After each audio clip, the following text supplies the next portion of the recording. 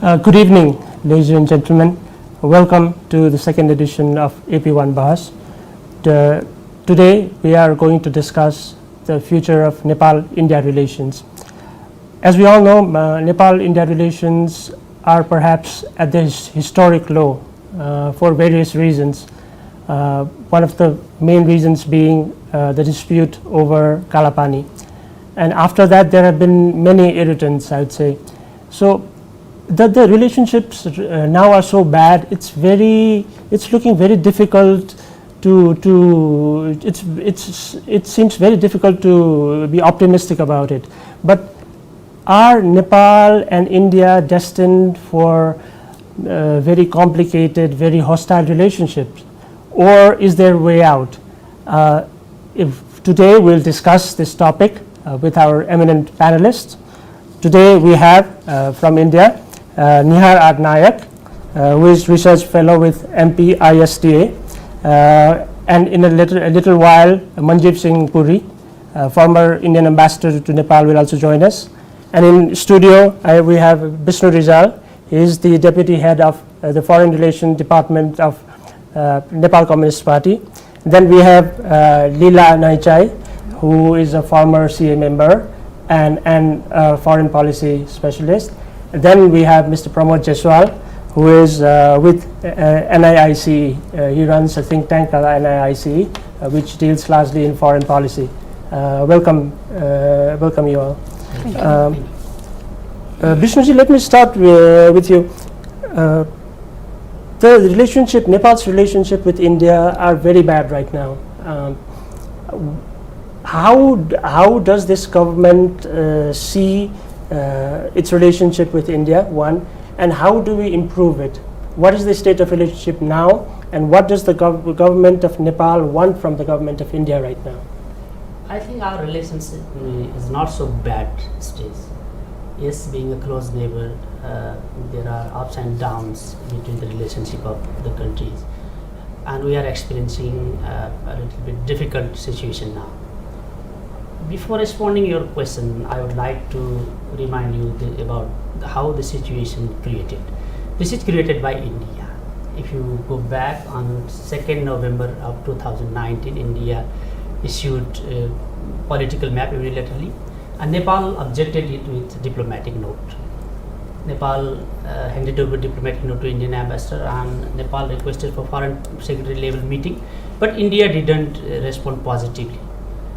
Later, India inaugurated link road via our territory. That territory exclusively belongs to Nepal, according to historical maps, historical documents, letters, and treaty, according to Sugodi Treaty. So we claim that it is our territory, and you have no right to inaugurate a road from our territory. India again didn't respond. And government of Nepal is compelled to issue its full map according to historical instrument.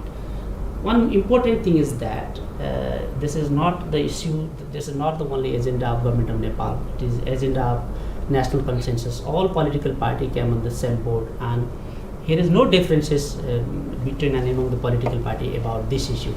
Yes, in democracy there are differences among and between the political parties. They have their ideological base, they have their ideological links with different countries' powers.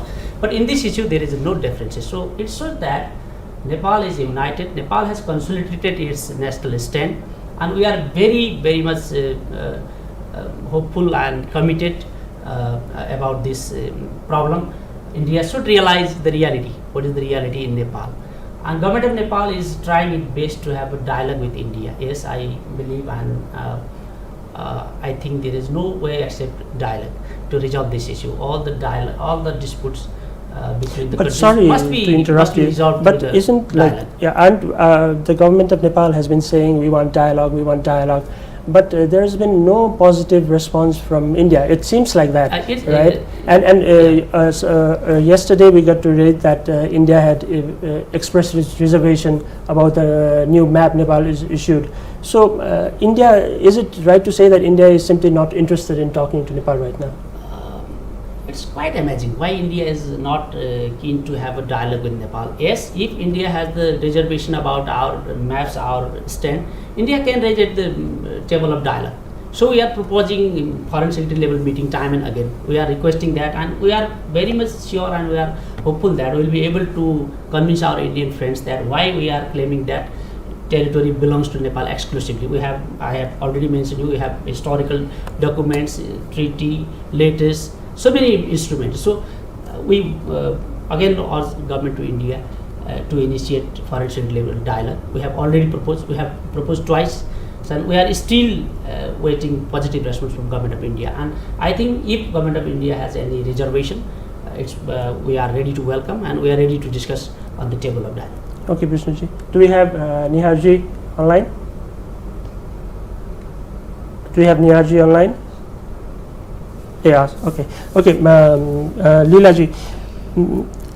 This looking at the level of lack of trust between Nepal and India right now, do you think there is room for optimism, or because every day something?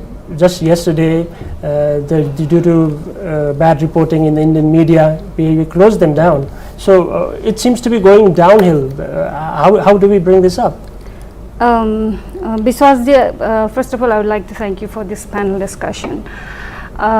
This is the prime time that we can have equal status between India and Nepal.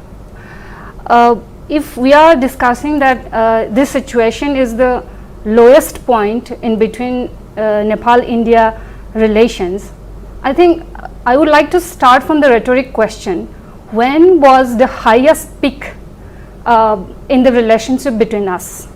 Was it the time our leaders very frequently go to India for regime changes in Nepal? Was it the time when the flood comes and our river dams on the river gates didn't open? Was it the time when the Maoist insurgency was almost organized in Indian land? So when was the highest peak? Right now, we all of the world is now very serious about our human health. I would like to give the symbol that this is the good time to have the healthy relationship between Nepal and India. Why? The healthy relationship means that both of the parties can share their happiness, can express with confidence about their disagreement, about their sadness. So now this is the time that Nepal express its diplomatic note with very formal way and very polite and ethical way to the India, that Nepal did not agree that what India incorporate in their map, the land that they have incorporated in their map belongs to Nepal. That is what Nepal did. And as we know the consequences of the incident, that's why Nepal government and the whole nation decided to issue the new map and amend the constitution. So I think both of the parties, if we are really close friends, then we both friends have the full confidence to express our feelings, our wound, what we are feeling right now. So this is the good time to have the healthy relationship. Okay. Pramodji, you have a very unique experience of having worked extensively in India and in China. And right now, a major reason why Nepal-India relationship is so poor is China.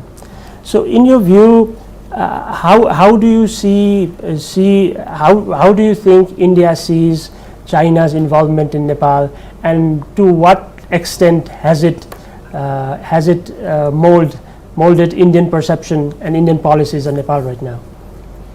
Actually, if you visit Indian media, you'll find that for every failure of Indian policies, they blame Pakistan and China for every failure, because they have to blame some external factor. So China and Pakistan always come into factor whenever there is a major issues. So connecting with Nepal's issue, yes, when we raised the issue of the border, they said that there is a third party hand hinting at China. And I think it was very demeaning for the Nepalese people. I think no Nepalese people would require a third party intervention or provocation to demand for our national sovereignty. I think we are not, maybe in 1950s or before that, we might be in that condition where the foreign policy was determined by the palace or few people, few elite people, 2 or 3. But I think the world has changed, Nepal has changed much further, and I think we don't need to be provoked by any third party to demand for our national sovereignty. So that is what was very demeaning when it comes to the border issues. Secondly, coming to your question, yes, there in India there is a strong xenophobia. There is a strong xenophobia in Indian strategic community that they find it very uncomfortable with even a small Chinese activities. China has grown, and Chinese presence in Nepal has grown. It's not only Nepal, whole of South Asia. Chinese presence in Nepal, in South Asia, has grown for 2 major reasons. One, that China has emerged as a power. So when you emerge as a power, you create a space. America is everywhere in the world, because it is a power, so it creates all over the world. So China is coming to create all over South Asia. So that is one factor. Second is that we are good neighbors, we have good relations, and after the so-called unofficial blockade, Chinese realized that they have a lot to do in Nepal. So yes, Chinese presence in Nepal, or you can say engagement in Nepal, has increased. There is no doubt about that. But there are also more than what we see. Many people in India think that there is a Chinese hand in many of the in many of the political activities of Nepal. What traditionally we used to blame India, that they are interfering into internal affairs and they are trying to micromanagement the political affairs of Nepal. And now, to some extent, I have read Nepalese media, let's forget about Indians, that there are reports, that there are news, at least fake or real, that is for you to judge. I have no evidences to go for that, but I have read for reports that there are interference or involvement or what you call power play, or you can say maneuvering by the Chinese what you call government or embassies. So I think that adds to their apprehension. So one, yes, the presence of Chinese in Nepal has increased. No one can deny that, because China has emerged as a power, and in recent times, because of unofficial blockade, there is Chinese activities which has increased. Second is that there are reports, media reports, real or perceived, I don't go for that, but there are reports that there is increasing Chinese involvement in Nepalese political affairs, both internal and external, that is adding to those chaos. But overall, like, there is a strong xenophobia in Indian strategic communities, that they always try to bring China in every affairs of Nepal. I think that should not be ruled out. Vishnuji, let me ask a very blunt question. Please. Is Prime Minister KP Sharma Oli pro-China? Very funny question. Yeah. I have Because that is what the Indians have been saying. Yes. I have read some articles, comments, interviews of many Indian scholars and some experts. It also undermines our national sovereignty and our right to decision. Yeah. If our government doesn't rely on India in any case, it doesn't mean we are rely on China. See, if somebody accuses us being a communist party in power in Nepal, we are close to China, or even we are pro-Chinese, I would like to remind those people, foreign policy or foreign relation of any country is never determined by the political ideology, by the religion, by the language. It is only determined by the national interest. If ideological connection is the vital, and it is the final, or it is the most important thing in defining foreign policy, there would not be conflict between China and Russia in 1960s. If political ideology is the vital thing to decide the foreign policy, there would not be confrontation between China and Vietnam on South China Sea. And if political ideology is the final thing in foreign policy, there would not have been agreement between India and Russia in 1980s. So this means that political ideology is one thing. We have two neighbors, we have to manage our two neighbors, we want to have a very good relationship with our both neighbors, and similarly we want to be very independent, very sovereign, and very self-reliant. So I totally disagree with this statement, and I deny that.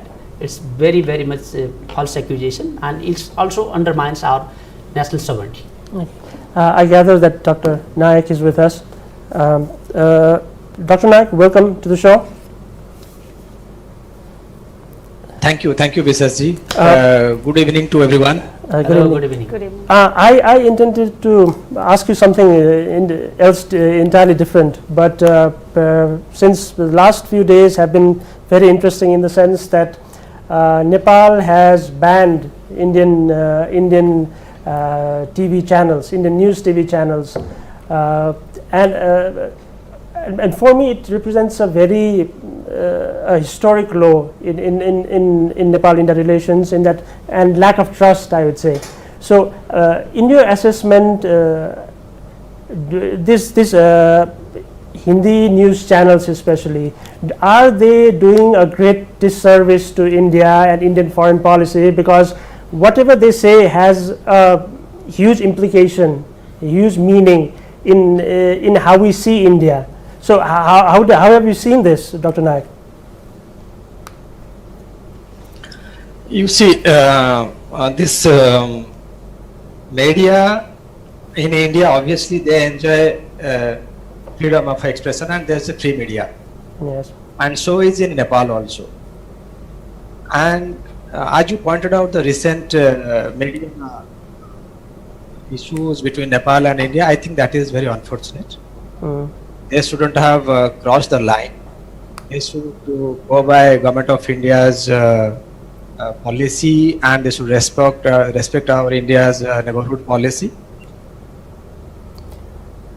I think, see, overall, the kind of reporting is going to affect India's soft power hugely in Nepal.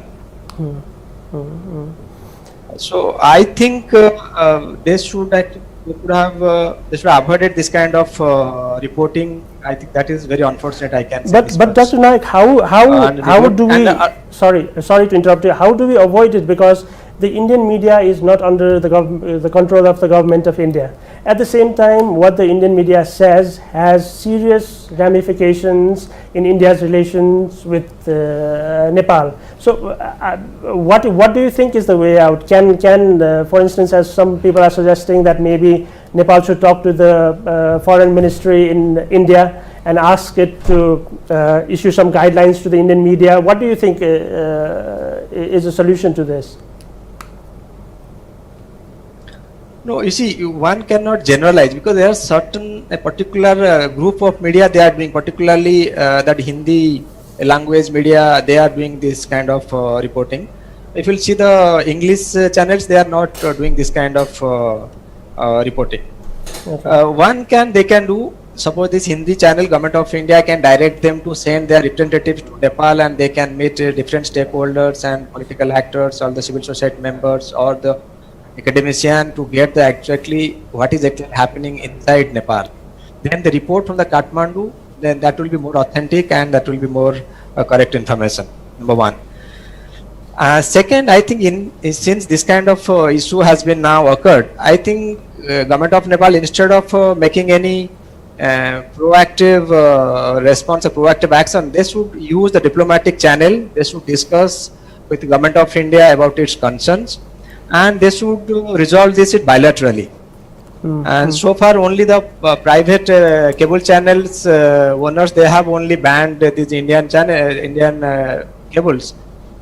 I think it should be discussed at the official level also. Okay. Dr. Leela, you talked about the historically problematic relationship we have had with India. So that is past. So looking into the future, how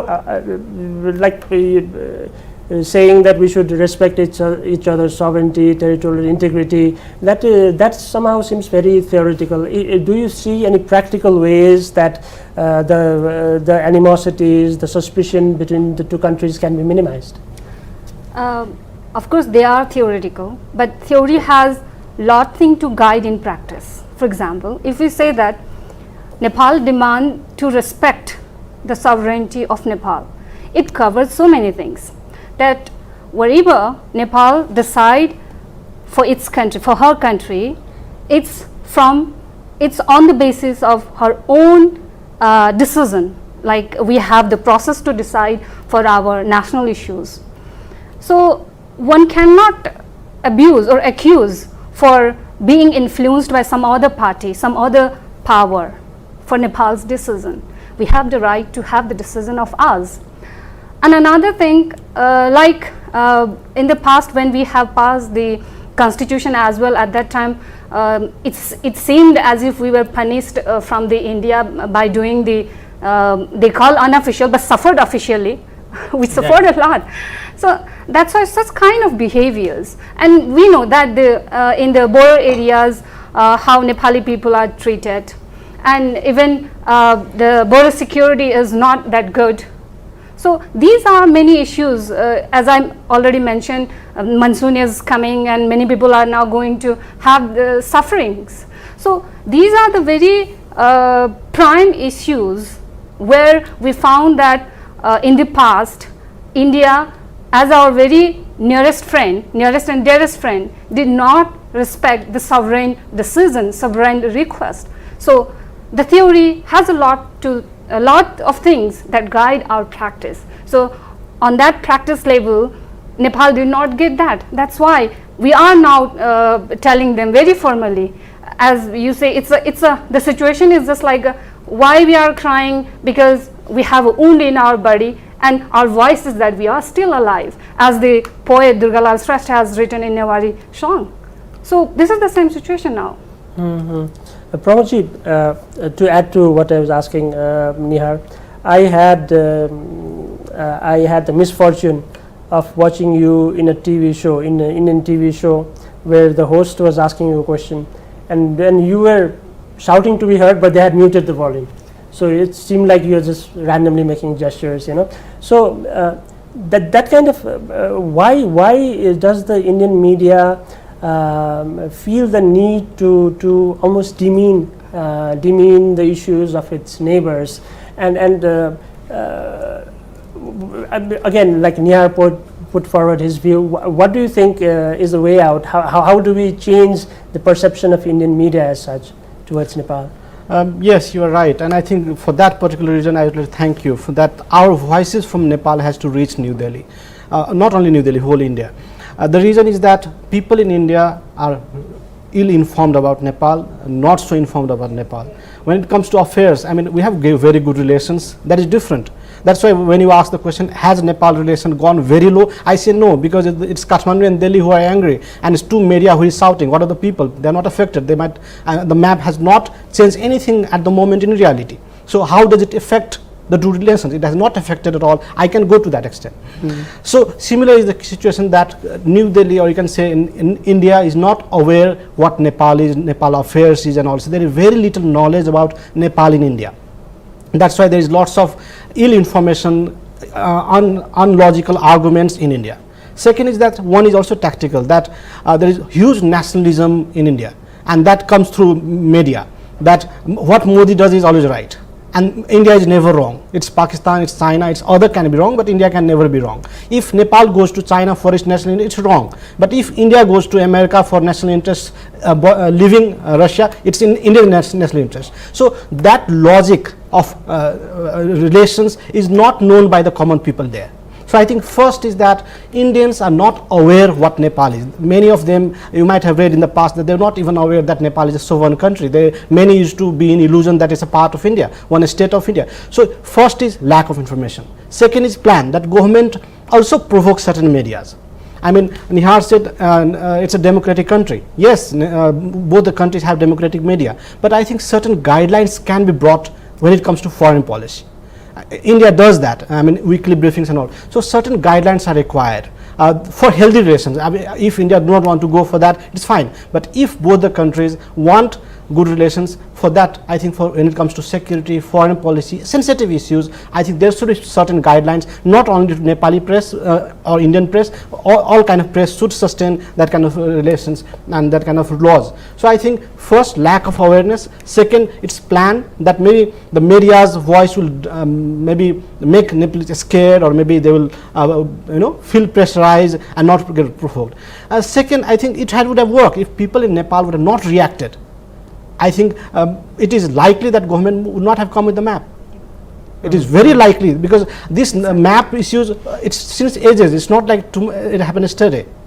You know, so it's the pressure, people's pressure, which build that. So I think that is very important. Similar tactic was from Indian side, that they wanted to make it such a huge noise that Oli is pro-China, and also that Oli will get scared and he will not raise the issues. So I think there was one intentional, strategic. Another was lack of information, that many people are talking about unnecessary things because they don't have information. And third is a kind of what you call there is a need that both countries should work on that, because there is lack of information between the code. It's same in here. Like I think many of us, we don't know many things about India.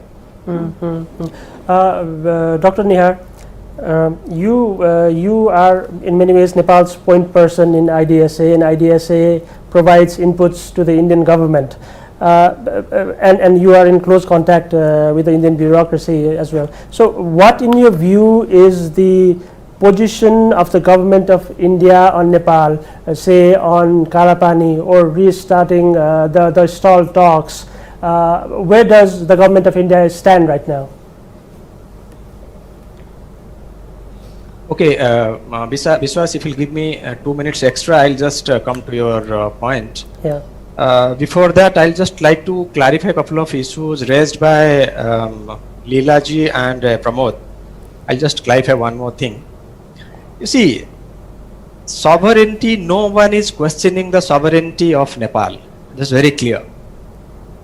I always feel surprised why Nepali scholars and Nepali politicians, they talk about sovereignty. You are a sovereign country. You are a member of United Nations. And you have a member of so many multilateral forums. And you have now a constitution. So why you need a kind of repeatedly asking that India should have a equal status? That doesn't require at all. You are a sovereign country, you have every right to take your decision. Why you drag India into this? I don't understand this argument. Our second thing is coming to this Maoist insurgency. Sorry, Maoist insurgency didn't start in India. India has its own variety of Maoist insurgents, certainly, and it started long before when Nepal started its Maoist insurgency. But the fact of the matter is that the Maoist insurgency in Nepal started in Nepal only, certainly not in India. Coming to that Pramod's point, look, there are 3 million Nepali diaspora living in India, and when you're saying that Nepali Indian, they don't know about Nepal, they don't respect Nepal's sovereignty, they are ill-informed. It's quite, I think, a very kind of sweeping statement. You should have a very logical while making any statement in a public forum. And you have been stayed in so many years in Delhi, and I don't expect this kind of observation from you at least. Anyway, coming to your second point, that Kalapani and the dialogue. Look, the dialogue, whatever the result will happen to the dialogue, I think it is almost pre-decided from Nepal side.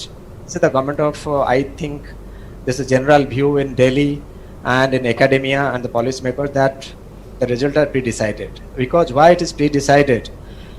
Because on June 12th, Nepal's foreign minister, Mr. Pradeep Gewali, on record, he said to India today that the map is going to be permanent and there is no room for change. And again, I mean, today also, Leela ma'am also said that the map should belong to Nepal, and that means you have already decided results. So that is why, then why will India go for dialogue on this? And a second point related to the dialogue, if suppose, hypothetically suppose the dialogue happens, what is the guarantee that the results of that dialogue will be accepted by the Nepali parliament? Because we doubt in India, we doubt that the Nepal government bring another amendment to recorrect the map on the basis of the dialogue results. So it depends upon now the Nepal government how to go for the dialogue, because government of India has made it very clear. Actually on May 18, government of India was very much interested to discuss about the dialogue issue, and that program was cancelled. You may cross-check with your Minister of Foreign Affairs why that program was cancelled. So it's not saying, it's unfair to say that India was not interested for dialogue. But Dr. Nehar, let me stop you. But isn't if you look at the sequence of events, Nepal didn't issue the decision to amend the constitution to incorporate the new territories only happened after the statement from the Indian Army Chief, which alluded to Chinese hand, right? So from what you are saying, whatever is happening is entirely Nepal's fault. But don't you see that the government of India, even in its inauguration of the Lipu Lake Pass, made a serious tactical blunder? No, I don't think so. See, number one, I'll just come to one point here. Look, see, I don't think this is a tactical blunder or something like that. See, one thing is very clear, this is the Kalapani disputed territory has been in discussion since 2002 March onwards. 2002 March, if you'll see the Prime Minister level visit joint statement, it is said that Kalapani and Susta are the two disputed territory. Again at the Joint Commission level in July 2014 and Prime Minister level visit in August 2014, both the statement you will see again it says that the Foreign Secretary level meeting will be happen on Kalapani and Susta, and the border working group will be providing technical support to facilitate this talk. And in 2015 suddenly Nepal brings that Lipu Lake issue. Again in 2019 November, it's only Kalapani. If you see the press statement, the MOFA, it says only Kalapani. It doesn't say about Susta, it doesn't about Lipu Lake, it doesn't about Limpiadura. Again in May, suddenly all four issues appeared in the statement. So what I think this is inconsistency and incoherence in terms of discussing on the disputed territories with India. When the Kalapani is already there, and in the November map if you will see, November map already included the Kalapani, Limpiadura and Lipu Lake. The Nepal government technically and diplomatically could have issued a map in November itself. That didn't happen. Okay. And for your kind information, this road construction has have been going on since 2008. This is not new, and this has been going on for last 12 years. And Mr. Pradeep Gewaliji, he on record he said that he was aware of this construction. Okay. So how can India expect that? How can you say that it's a suddenly it happened? This is a tactical move. I don't think so. It's not a tactical move. Bishnuji, how would you respond to that? Yeah, first of all, I would like to make it clear that Nepal has issued its map according to historical documents. I have already mentioned it. And Dr. Nehar cited 2002 statement of the Prime Minister level meeting visit. I want to go back on 1997 when Indian Prime Minister Indra Kumar Gujral visited Nepal, and Nepal and India both countries issued 25-point statement after the visit of Indra Kumar Gujral, and 21st number point of that statement clearly stated that Kalapani issue will be resolved through the dialogue. One thing I would like to make clear that at that statement there is no word only Kalapani, there is the Kalapani area. It means the whole area including Lipu Lake and Limpiadura, because in the statement everything has not been written. The Kalapani region, the Kalapani area means the region which Nepal is claiming for the long time. So we waited positive response from government of India. Yes, Dr. Nehar rightly says India issued its map on 2nd November 2019. It was exactly same as it was in past. Okay, we agreed that. And similarly, it is also fact that we have already objected on that territory, and India itself agreed to resolve that dispute through the dialogue. At least 6 visits of Prime Minister level it has been agreed that that issue will be resolved through the dialogue, and at least 3 meeting of joint commissions headed by both foreign ministers, it has written that the issue will be resolved through the foreign secretary level dialogue. The second thing is, India has not made this road overnight. We don't say that. The road is about 70 kilometers, and we don't claim that all the road belongs to our territory. Only about 18 kilometer roads belongs to our territory, interest through our lane. So when we knew that situation, we immediately objected to India. Diplomatically, politically, in political level also, informal level also, Nepal informed India that this is not acceptable for Nepal. And in 2015 also, he reminded, when Indian Prime Minister Narendra Modi visited China and they made the joint statement, they have mentioned about Lipu Lake, and Nepal immediately responded with its objection. That territory belongs to Nepal. Nepal equally rights India and China. The difference is that China responded with positive note. China said that, okay, we are ready to listen you. If you have any reservation, we will have a dialogue and we can resolve it through the means of dialogue. But India didn't respond. That's the problem. We feel that at this moment, India is not paying the serious attention to our agenda, to the agreed agenda. So that's the problem. The problem is deficit of trust. We are raising the issue continuously. India is neglecting it. India is rejecting it.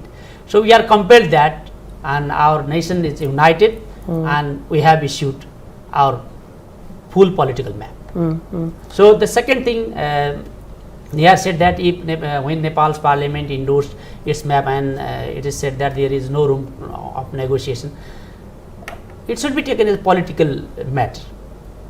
When the parliament endorsed the map, when the nation is united, and nobody can say that, okay, this is flexible, we are ready to amend this.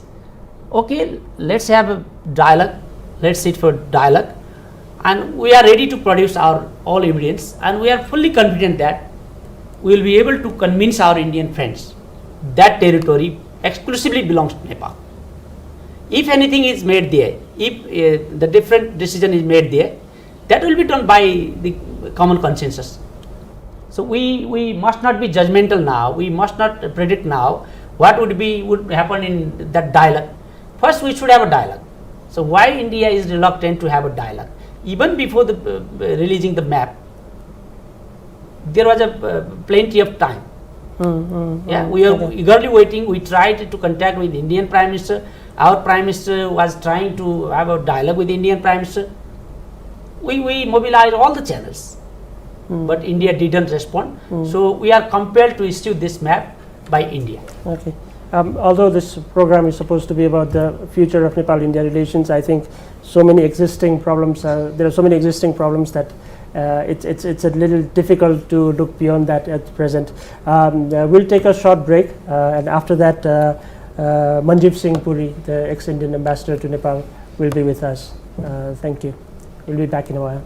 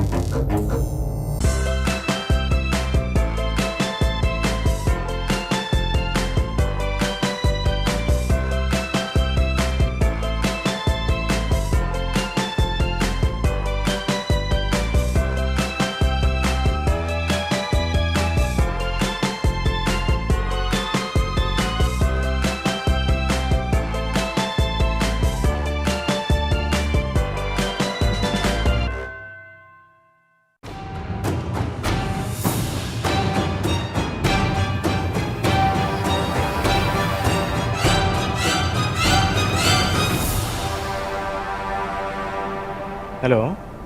Welcome back. Hello. We have ex-Indian Ambassador in Nepal, Manjeep Singh Puri, online with us. Yes, Ambassador Puri.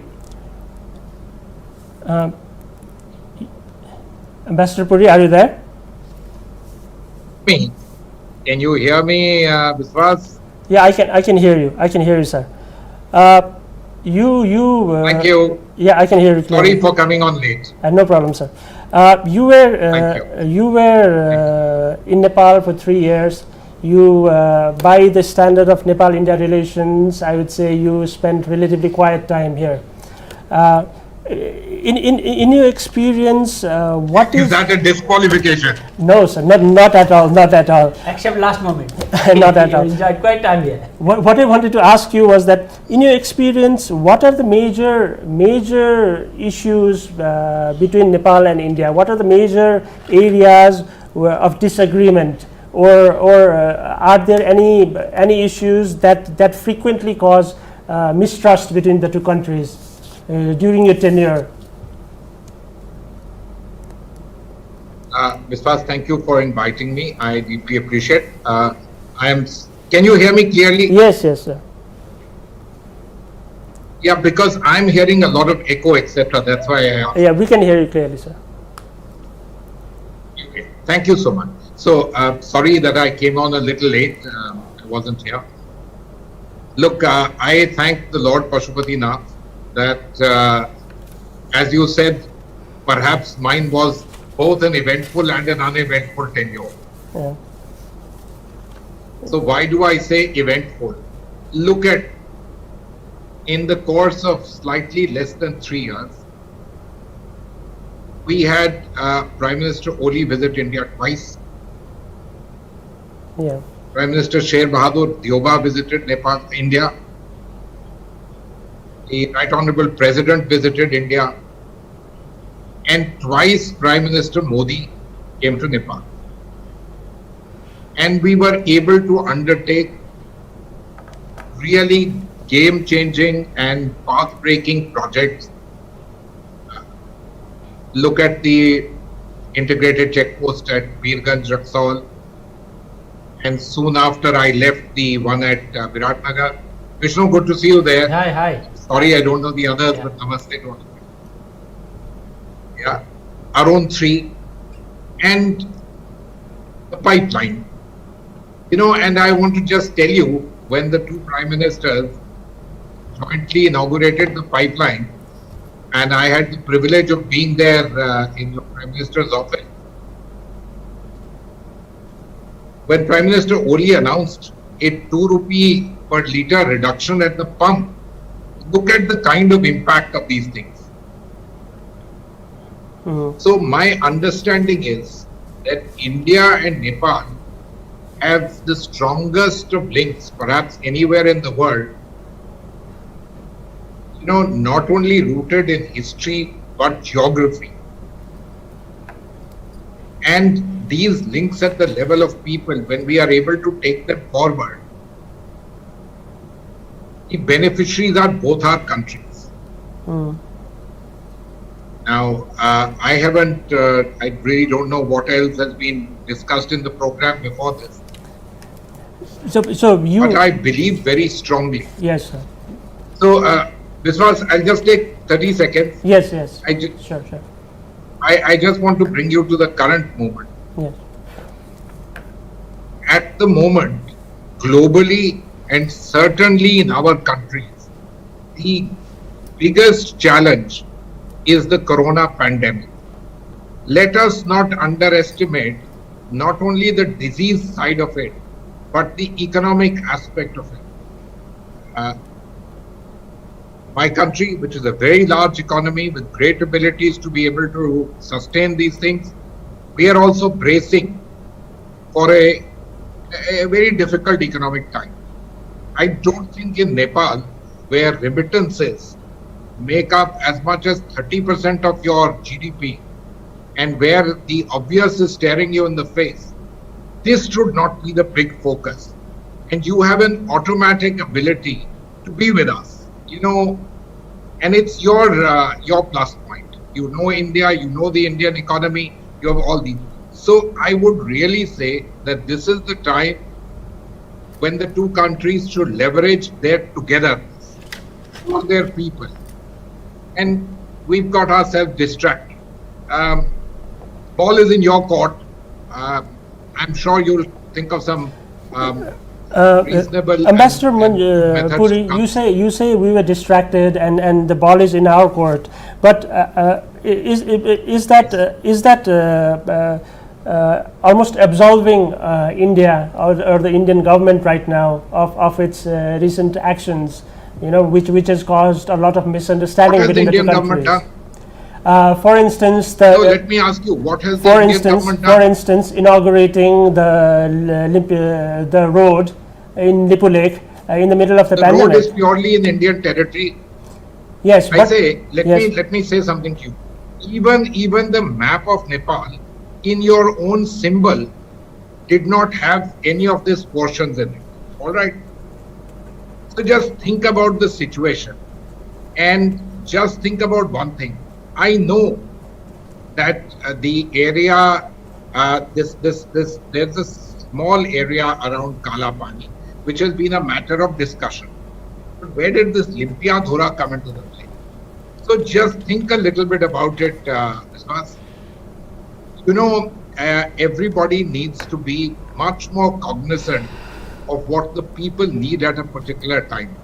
I come from a democracy, the world's largest democracy, and I understand what democracy entails. But I do believe that this was a step which should not have been taken under any circumstances. And it has in fact untenability. And you need to think about it. That's why I said the ball is in your court. Look, I'm very happy that even as we are discussing all this, look at some of the good things. There's been COVID cooperation in terms of medicines, in terms of testing kits. We've just signed an MOU for certain kinds of sanitation development in the Pashupatinath complex. The Hydropower Corporation of India and the Nepal Hydropower Corporation have signed an MOU. So, I'm glad that all these things are happening.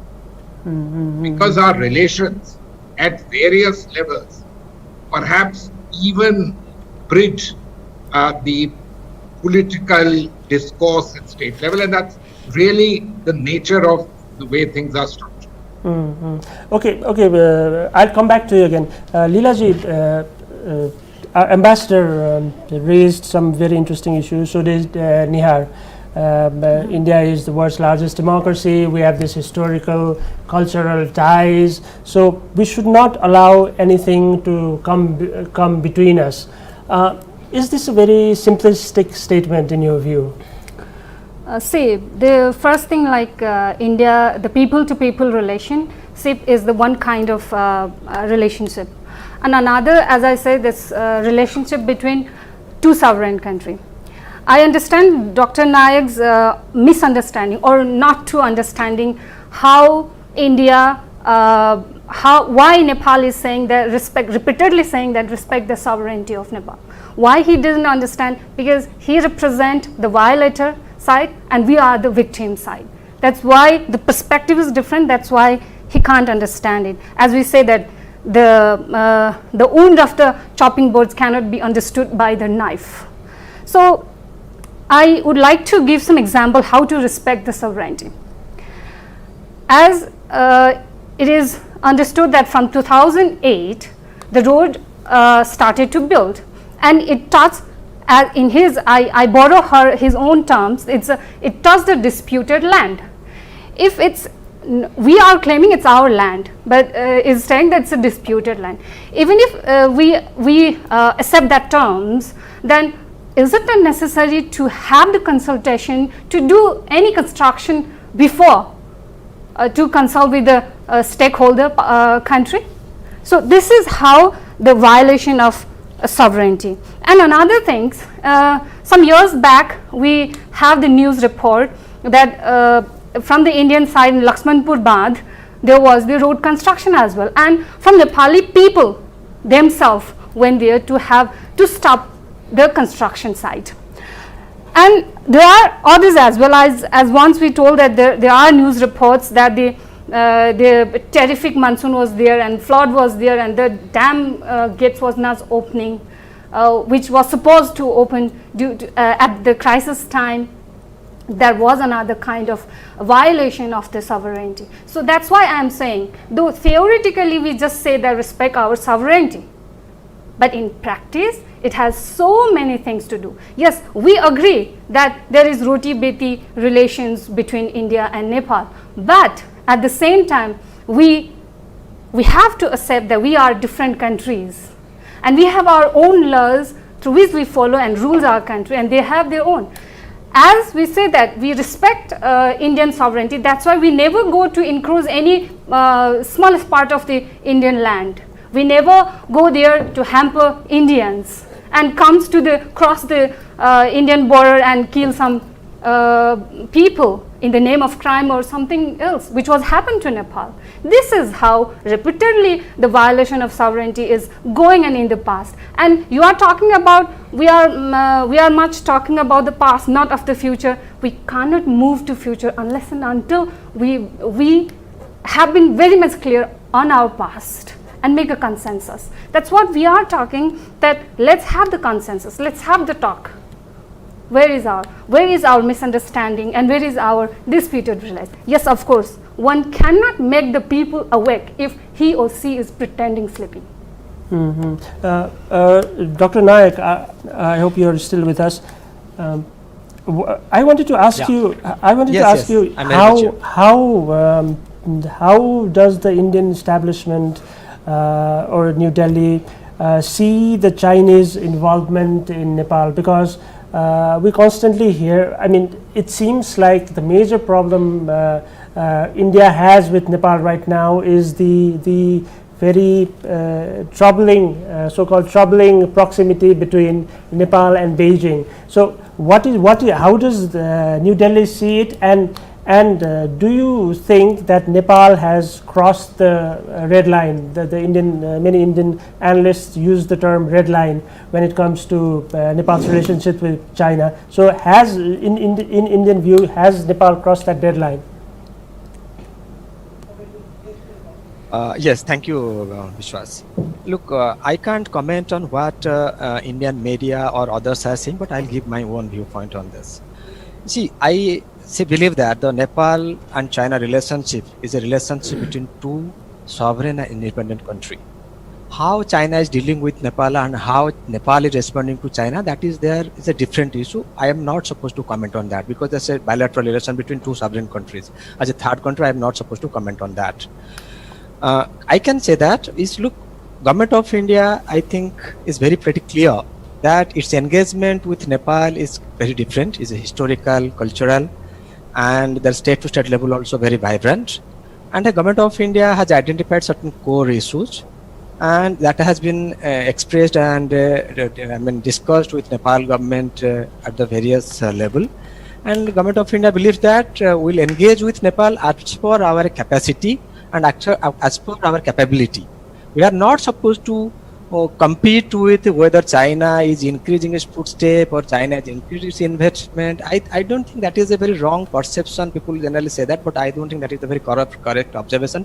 Certainly, India is not at all in competition with China because we understand our capability and capacity, and the relationship is very much clear and transparent.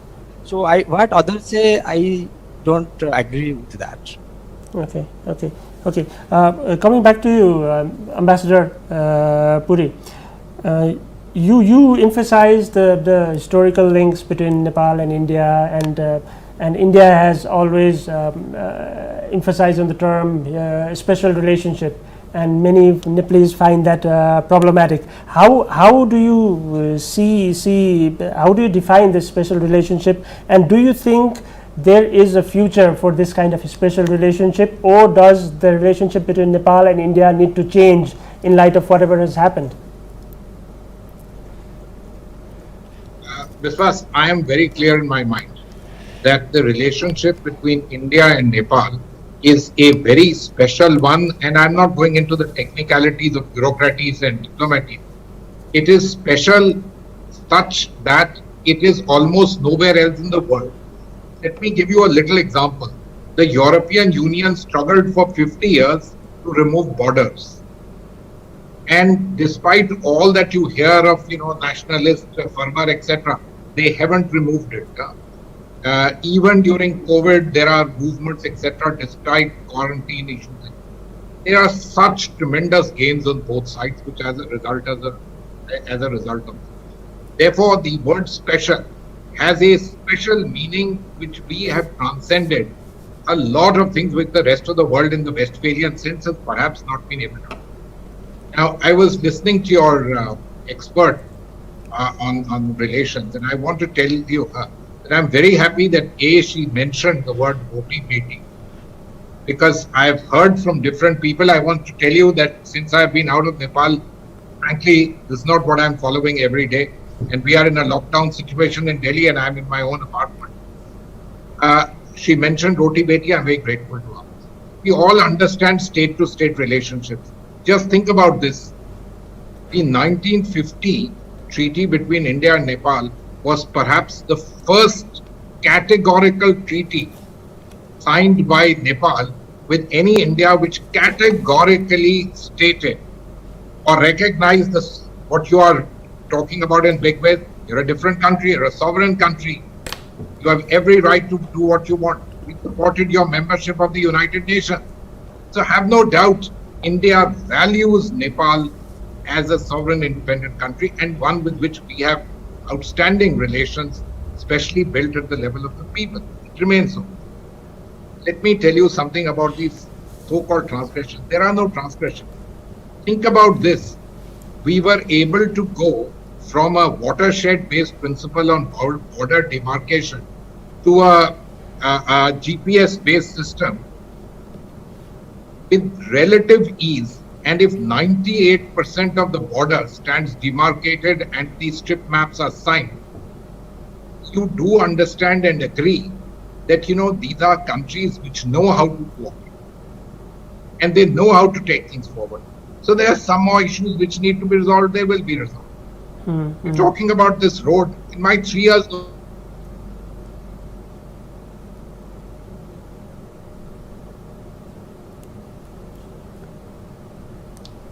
the country also, this certain area which has now been claimed was not there. And I think there needs to be a better understanding of this. Between neighbors, there can be a lot of issues, and lots of issues do keep happening. But one of the things in our world today is you need to be particularly mindful of these kind of transgressions. And I know people talk about it, and that, at the moment it's cartography. Of course it's cartography, it's not going to be anything else. But these are steps that need to be they are not steps that should be taken. And I think this is something which is important. And in that sense, the ball is strictly in your court. But let me tell you, I am very pleased that despite all this, so many things between the two countries at the level which really has driven these relations takes place and we go forward. The people's links should never be underestimated, because this is a very true and very interesting aspect, a very special aspect of the bilateral relationship. And I really wish our countries, in fact, I have no doubt that as the younger generations, all of you take over from all of us, you will find even newer, more innovative and most wonderful banners. And of course, Nepal is Nepal, India is Nepal, but we work together to build this relationship for the common good of both our people. Okay. Thank you, Ambassador. Pramodji, you, in your line of work, interact extensively with Indian intellectuals, Indian government officials. While the two governments are not talking, do you see the possibility for track 2 or track 3 diplomacy, and how does it work in the case of Nepal and India? Before that, I'd like to briefly touch upon what Nihar said. He said that, like when I said Indians are not well informed about India, we're talking about political relations. Today we are talking about political relations. The map is not going to affect the cultural relation, it is not going to affect the historical relation, it is not going to affect the economic relation. We are just talking that two governments have problems and that need to be resolved. It's a problem between Delhi and Kathmandu. So today when I said New Delhi do not know about Kathmandu, I am talking about the political issues. Nihar knows, maybe Ambassador Puri knows, Professor Muni knows, but how many Indian scholars are there who knows Nepal politically, on the political issues? You don't have to go very far, just open it, go to an Indian channel and then listen to some of the experts, very renowned experts. Don't go for not so popular, go for very popular experts, and you will know how much they know about Nepal. Second is how many Nepal study center are there in India. You can find out that in spite of having very specialists, how many there. On the contrary, I am not saying that we also know about India. How many India study center is there in Nepal? 0. There is one Chinese study center which is since long. So that is what I am talking about. The awareness that I am talking, it's not about Hindu nation and Kathmandu and Mount Everest. I am talking about political relations where I think people in both the countries do not understand each other.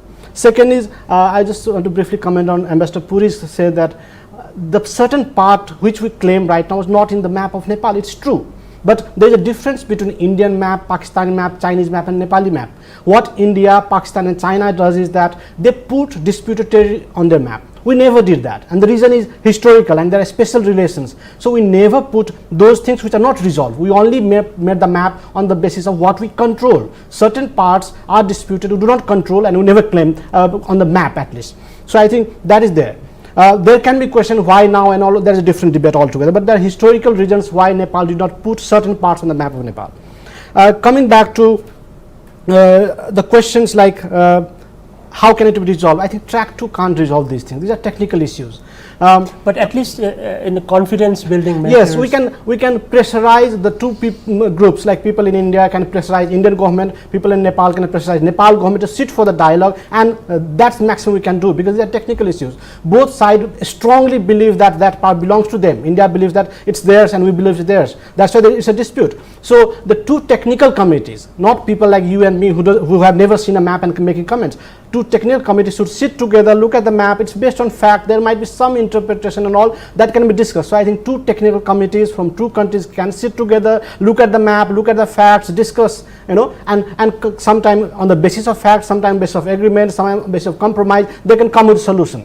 People at track 2 level, we can just pressurize. We can just pressurize our government, Indian can pressurize their government to sit on the table for better relations, because if they don't sit on the table, the relationship between two countries will be spoiled. So we can just pressurize. Apart from that, we can't do much on these issues. Coming to one more point, like what is there? I think why India should not sit on the table is a bigger question here. I mean, we are not Pakistan, we are not China. I mean, if India is ready to send a special committee to talk to Chinese in spite of having a killing there, I think we are good neighbors. I think we deserve better treatment than Chinese. So I think we have very good relations. We have not send our army to Lipule. We have not sent our military anything. We have not done anything. Just in the map, we have made some corrections to pressurize India because there was no response from India. So that is our pressure tactics. So accepting that Nepal can pressure, Nepal can raise their voice for sovereignty, I think India should respect that and bring the two sides on the table and discuss. I mean, it can be, we are not telling that we want to resolve it through war, and it's not possible. There is only dialogue that can resolve, and that is why I am pleading, like, let's do it for better relations. Tomorrow, if you can prove us with your evidence that this belongs to you, we'll heart welcomely hand it over to you. And I think we expect similar manner that tomorrow, if you on the basis of evidence you came to know that it belongs to us, because my facts and your facts are different, and you might not have seen my facts, I might not have seen facts. Either I am wrong, you are wrong, or maybe both of them are wrong. There is no evidence for both. So we have to go through that. So when relations are so special, why that kind of behavior that we will not talk and all? I think we should talk, we should sit together, resolve that. Yes, maybe if India want to buy time, that now it's very hot time and it's not time, I think at least form a committee that come to Nepal, enjoy Pashupatinath. You love Pashupatinath and Ambassador. I mean, similarly, we love certain parts of India. We want to go to Puri, invite them, have talk, make it cordial. At least people in Nepal and people in India will think that the both governments are working. That will tone down the anti-India feeling, or you can say anti-Nepal feeling in India. So I think first tone down, that is most important. Make a favorable environment, and for that you need a committee where people can sleep and they leave it for the government to do, and then you will do when things are favorable. So what we want is, at least let's pressurize, first step. Second, form a committee. Third, wait for time. I'm not asking you that you have to resolve both the dispute tomorrow within 3 hours. There is no ultimatum to that. but at least for better relations, we have we have waited for this for many years. We can still wait for 3-4 years or even longer if we don't resolve. So I think that is very important. Let's build pressure, both sides, make them sit on the table and then resolve on the basis of facts, respect, a special relation that we have. India is a big country. I mean, it doesn't lose anything handing over a small territory to Nepal, and similarly Nepal will not lose anything much. So I think when relation is more important, so let's not spoil our relation on the basis of small things, and which can be resolved, I think, because we have a very special relation. It's not like complex like China or Pakistan or any other countries in the world. Okay, we are now running short of time, but so I'd like to request you to answer briefly. Prime Minister Oli has been on record accusing India of trying to destabilize his government. And now we're talking about confidence building measures. How do we go forward? At the same time, Nepal Communist Party had this online whatever interaction with Chinese Communist Party. Then Nepal issued a statement in favor of the Chinese action in Hong Kong. So don't you think that the government of Nepal has also missed a trick in this? Would be better not to discuss this issue in front of our Indian friends, but we have reservation with our Prime Minister on this issue, because we don't believe that any foreign country can have a role to form or to destabilize government in Nepal. We have made our constitution ourselves, we united our party ourselves, we went to the people and people voted us, and we formed our government ourselves, and we are able and we are ready to do ourselves what to do to change the Prime Minister, to run the government by this Prime Minister. It's our internal matter, and exclusively it belongs to Nepal Communist Party, NCP, which is holding a standing committee meeting, and I'm confident that, I'm hopeful that we'll be able to resolve this issue soon through our party constitution, understanding among and between the leaders. And this must not be discussed in public forum. As your second part of questions, China is doing this thing. Ambassador Puri better knows how free are diplomats here. They can meet the leader, they can go everywhere here. That kind of freedom they can enjoy here, and that kind of liberty any diplomat can use here. And nothing wrong to meet any diplomats, any leaders, because to exchange the views, to know each other, and to be informed about the recent developed situation of the country. India, China, US, UK, any big power, every big power, they must be informed. They can take the information, they can shape their foreign policy, Nepal policy. So it is not such a kind of big hue and cry. Yes, Chinese ambassador is meeting the leader this time. According to their necessity, Indian ambassador can have a meeting with the leaders, other ambassador can have a meeting.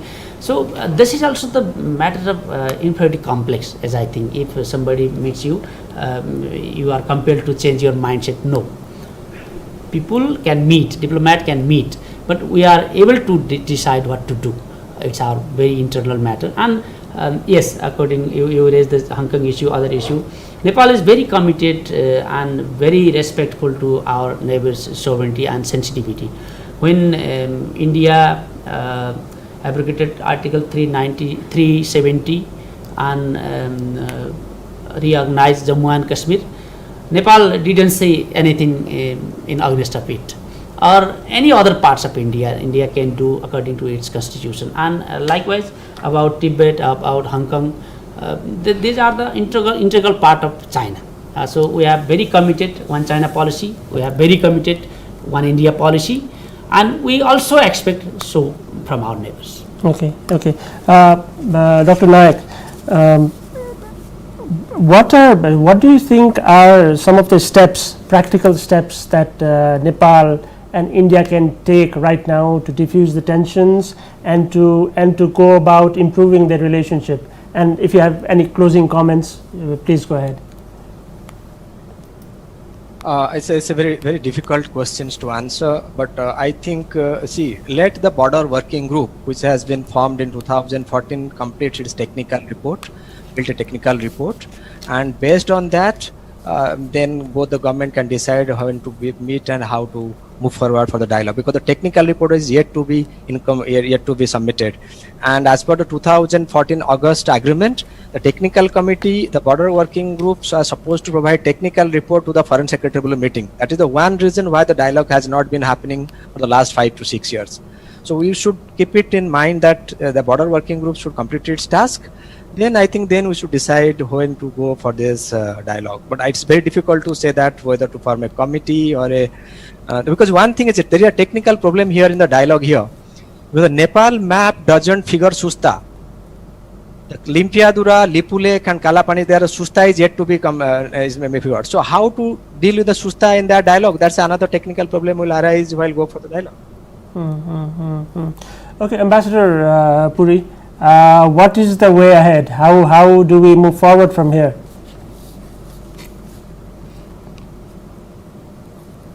And thank you for this very engaging program. I want to make very brief comments about two of the people who spoke before me. Vishnu, very nice to hear what you said, that ambassadors are free to meet people.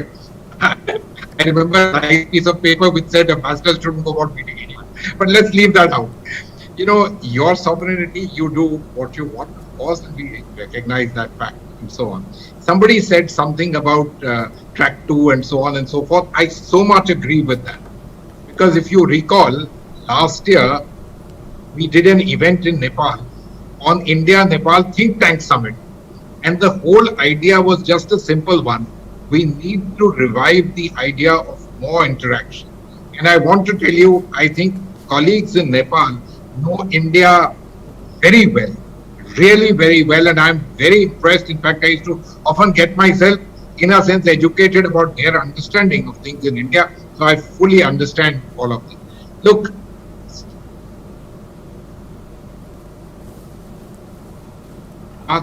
that gives openings and facilitates people, economic, cultural, and all these kinds. You know, none of us are in the world where you say state-to-state relationships are on a switch-off mode and we'll be able to take other things forward. It doesn't happen like this, and we must work to see what can be done. As I told you, it is, you know, I'm a private citizen. I haven't engaged officially on this matter since the 31st of December when I demitted charge in Kathmandu. I believe, from looking at it from outside, that the ball is really in your court. You need to take actions to reach out. In India, as we mentioned, we have been very serious on COVID. The lockdown is being seriously maintained here. Government offices are working at levels which they need to work and nothing more than that. Travel and transportation is extremely restricted here in India, so much so even some of the summits are taking place virtually.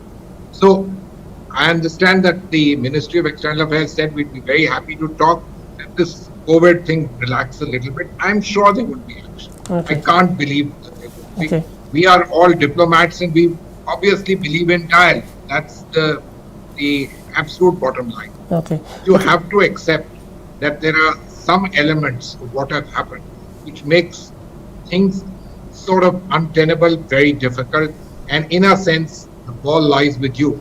You Okay. need to strike that in a good manner that seeks to rebuild this trust and confidence at the governmental level, and for us to take this. Okay. Thank you. Yeah. Thank you. Thank you very much for thank having you so me much, here. Ambassador. Thank you. Leelaji, do you have any closing comments? I would just like to make attention of our political leaders. Let's not repeat the same mistakes that our history did.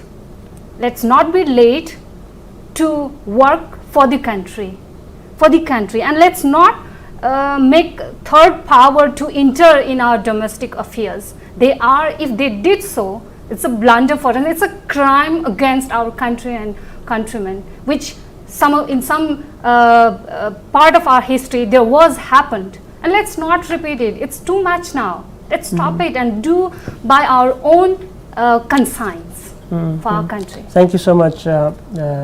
We are out of time now, and thank you to the former Ambassador Manjeeb Singh Puri. Thank you to Nihar Nayak. from India. Thank you, Pramodji. Thank you, Dr. Leela Naichai, and thank you, Bishnuji. And we had an extremely engaging conversation. Hope you liked it. We'll be back with another episode of AP Bahas soon. Thank you so much. Thank you.